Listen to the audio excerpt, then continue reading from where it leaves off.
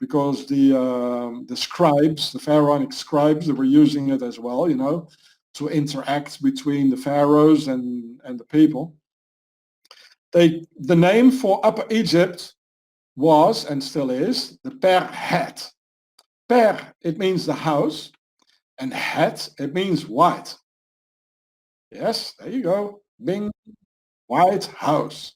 That's why we call it the White House. With an enormous obelisk in the backyard, 110 meters high. The obelisk is the symbol of the pharaonic domination. They put it everywhere where they rule, like in all capitals, in the Vatican, London, France, Place de la Concorde, everywhere. It's like, and it's also a phallic symbol. You could say we all got an obelisk up our asses, yeah? And it truly is like that. It really hurts, right? So in the south, in the north, there was the Lower Egypt, where the Mediterranean is and where Cairo is and the big pyramids of Gizeh, which is in Demotic, it's called the Per Tasser, which means the Red House. And these guys, the White House, they had a long white crown, and which I show in my video, The Swiss Beast, Home of the Devil. It's in 2 parts. It will take you about 6 hours. It's still on the internet. And the Lower Egypt in the north, the Per Tasser, they had a small red crown. And they were having a war with each other, both pharaohs. There were 2 pharaohs, 2 kings, 2 kingdoms. And they said, we're going to conquer the world. We make a big pharaonic kingdom, the United Kingdom of Pharaoh. And we're going to make peace with each other because we're going to expand. We're going to conquer the world. And they put the 2 crowns together, which fits, it fitted perfectly, because the white crown was a bit thinner, but longer, and the red crown was a bit larger, so it fitted together. So they founded the Red and White House of Pharaoh. That's why when they came in the center of Europe, in the mountains, in the Alps, they said, this is going to be our neutral territory. We're going to hide everything there, all the money, the banks. We're never going to make any war there. It's always going to be neutral. That was already before the Templars, they decided this. And all the NGOs are in Switzerland, the Red Cross, the United Nations, the UEFA, FIFA for the football, highly corrupted with Sepp Blatter.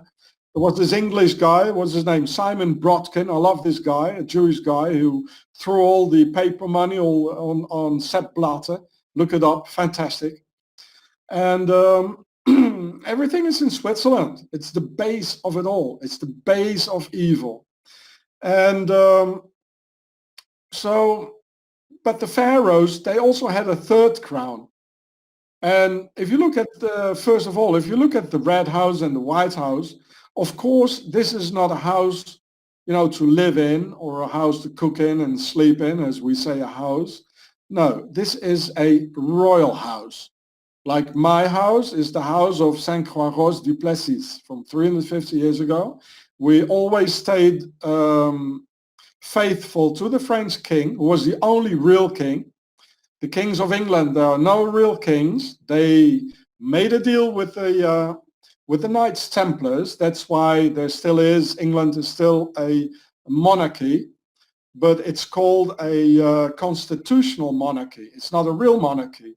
The constitution is a Templars constitution of the New World Order, the horizontal rule, and of a divided rule by the entire aristocracy, pharaoh's aristocracy that is. So the real aristocracy, the real king of Europe, that was the French king, the only real aristocrat of all the aristocrats. All the others, they all made a deal with the Knights Templars, and they said, okay, we share the slaves, and anyway, we're all aristocrats, and I'll give you a little bit, you give me a little bit, and we don't say anything against the slaves, and we try to rule over them, right?